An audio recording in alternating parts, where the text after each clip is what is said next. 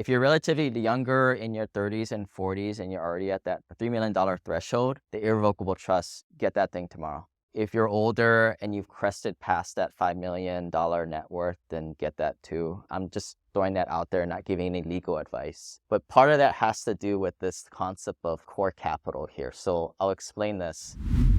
Core capital this is age on this axis. As you start to get older, you need less money, right? A lot of us here have younger kids. You guys are in this stage where you probably need $4, $5, $6 million net worth to be able to put it in cruise control and not do anything. But as you get older, especially as kids leave, you can take them off the books, probably only need maybe $2 or $3 million or even less. Right? So that's this concept right here. The idea is that's all you need. This dark blue corresponds to this dark blue, which is lifestyle spending. So lifestyle spending is like your basic needs. It's said in different ways to mean the same thing, right? This is how much money we need to survive and some beer money on the side. But at some point, we don't need it. And it becomes more of this gray money right here, right? This is the legacy money. I think I might differ. I'm sure I'll change my mind, but I'm like, I only got one daughter and I'm like, even if I had two kids, give them 1.5, 2 mil each. Any more, you're just gonna mess them up, right? I went to private school. I know what's up. So I would probably call this light gray, but I think half of you guys might call this core capital, right? It's needed. But at least we're talking about these concepts, right, in this way. So the idea is lock down your lifestyle spending first, your core capital first. And that's probably, again, let's just call it what it is, maybe 3 to 5 mil net worth. Once you have that, lock it up, and everything else, all the gray stuff that should go to this, gets put in your irrevocable and put up in the cloud and gone away out of your estate. But you're not going to do that investing in like traditional investments or not being your own business owner. Some of you guys own businesses. You have the ability to get there. But if you're just working for the man making $300,000 a year or less, ain't going to happen. You need to take more risk. But for most of people in our community, that's not the need. We don't need private jets. That's one blueprint I'm showing here. But what's nice, once you have your core capital set, everything else is off the table litigators too when you're doing this. That's what's so nice. It's like so freeing in a way that you're set. You're in cruise control, that whole concept. I changed the terms a little bit to align, but it solves the question of,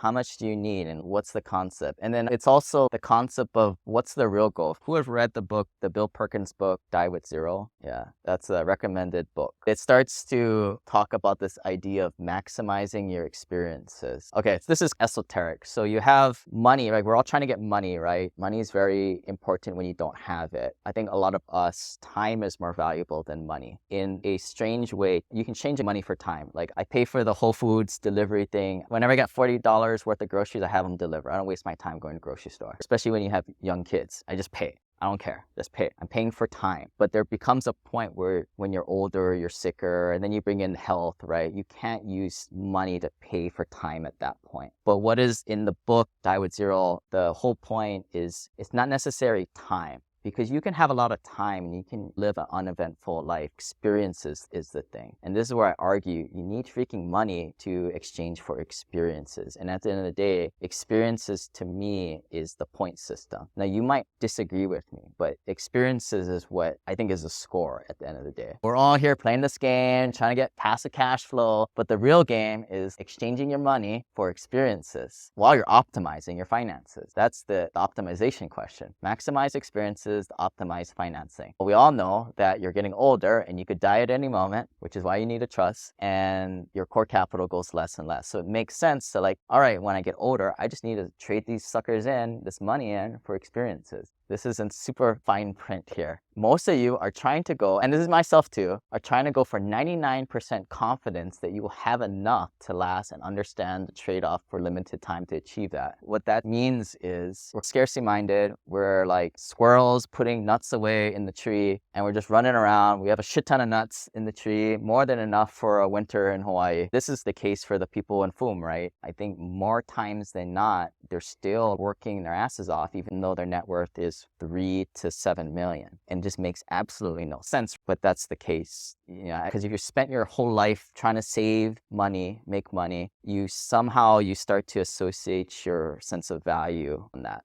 So that makes sense to me. If you look at it like this diagram, it's stupid. But with that, thank you all for coming. Going through this whole transition myself, it was really hard to do it without meeting other purely passive accredited investors out there. So that's why we've created the network, which you guys can join.